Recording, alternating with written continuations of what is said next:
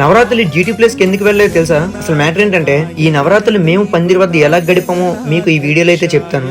మొదటి రోజు స్వామివారి పూజతో కుర్రోళ్ళందరూ కష్టాలను మర్చిపోయి ఆనందంగా గడిపాము. ఇంకా స్వామివారికి లడ్డు కూడా సమర్పించాము.